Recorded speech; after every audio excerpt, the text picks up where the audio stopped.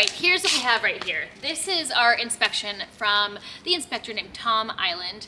Huge shout out to Tom because he's the guy that actually cares about old houses. Most contractors that we've had come to the house, they have basically said, what are you doing, little girl? Demo this out and build a new house if you want. I'm like, no, I don't want a new house. I want this house. I don't want, they're like mansplaining me about how much things cost. I'm like, no, I know it's gonna cost a lot of money.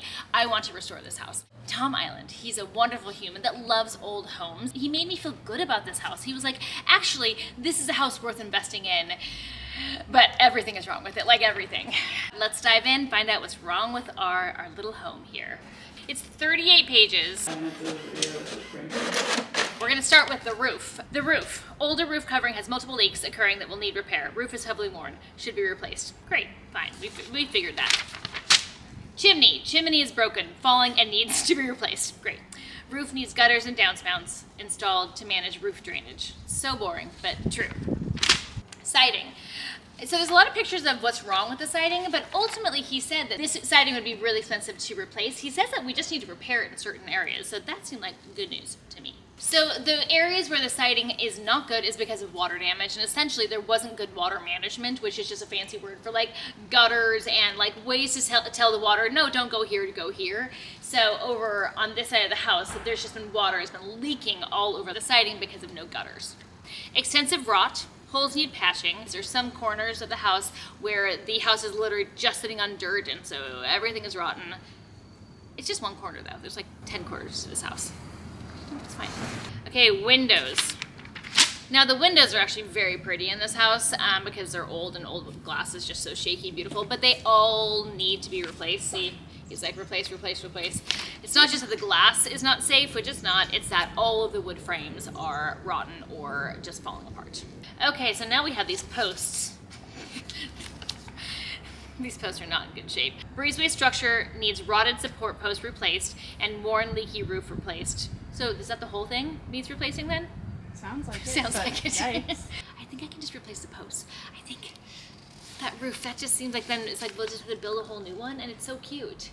So walls, here's what he told me about the walls.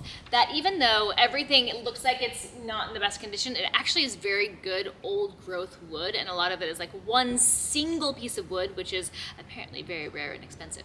So he's very thrilled with how happy the walls are, which means I'm very thrilled. The countertops and the cabinets are not in good condition.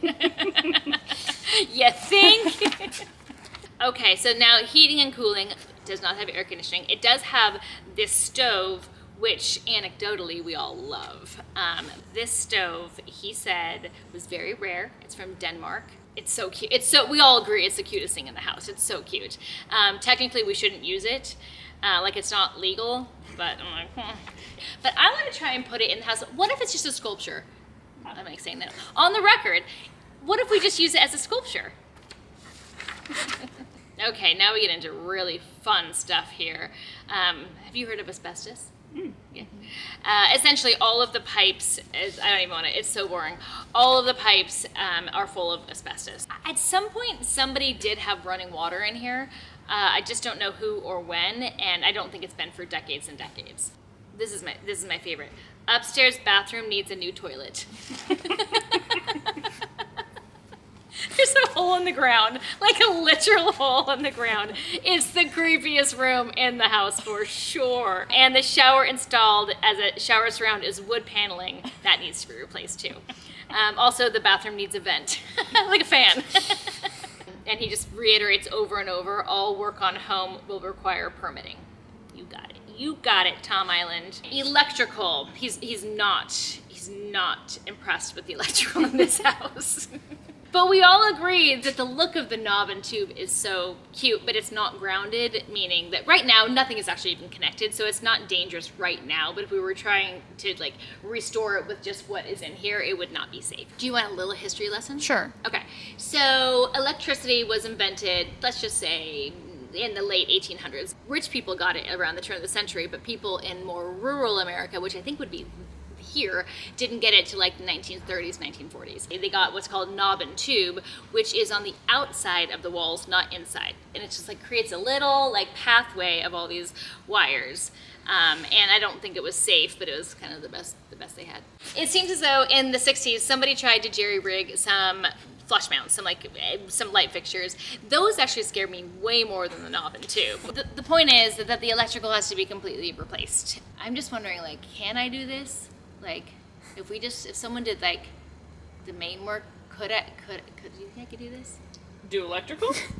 I would love to see Maybe. Emily Henderson do electrical. Okay, maybe I'll have a electrician that coaches me. Yeah. Electrical mentor. Oh yeah, now we get to the stove. Okay. Old wood burning stove needs cleaning out and rusted components restored. Can you still use it?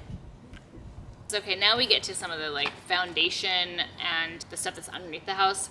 I think one of the funnest facts that Tom gave us was just his sheer knowledge of like how people lived in homes. So he said that this first room, that was like the original family room. And then as the family grew, they would just build a room. And it's not like they hired a contractor to do that. They would just do it at nights, on weekends, like as their family expanded, or if they needed like, say, a canning room, which I guess they did, they would just build that on. So because of how like hodgepodge it is, every foundation is different per room, which means that potentially we might be able to hodgepodge the foundation. That doesn't sound very wise. He was not that upset with some of the wood beams underneath. He said there were some that were rotten, but he thinks they could just be scissored together. I thought we were gonna have to lift up the whole house to redo the entire foundation.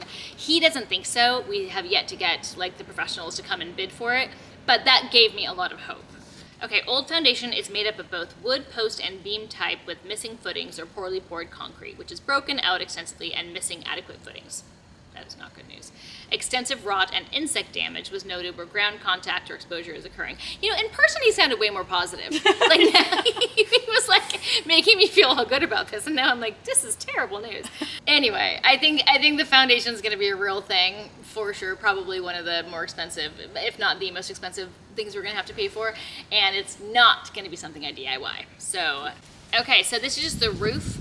So the roof underside has mold growth and leak damage that needs remediation work done when roof is replaced. Inaccessible upper and side attic spaces need access panels. Oh, I didn't know there was an attic space. Huh. That's fun.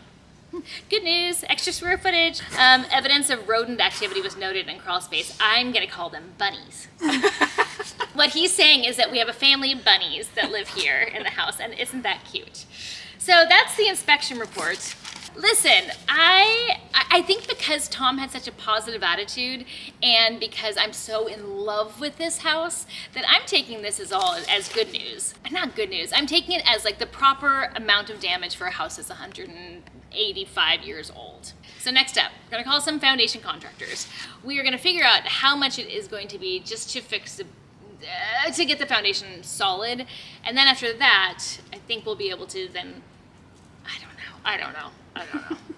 Tom thought that we could actually do it ourselves. Like not do the work, but he's like, if you're not in a hurry and if you don't need this to live in this space right now, you can piecemeal it over time and take your time with it. So I think that's the plan. Also, by the way, Tom was a builder for a long time. Like, it's not just like this random guy that's like, yeah, I think you should do this yourself. Like, he does have a ton of experience in old homes. So when I told him that we wanted to DIY restore this house, he thought that was a fantastic idea. So I've got one vote of confidence by my friend Tom Island.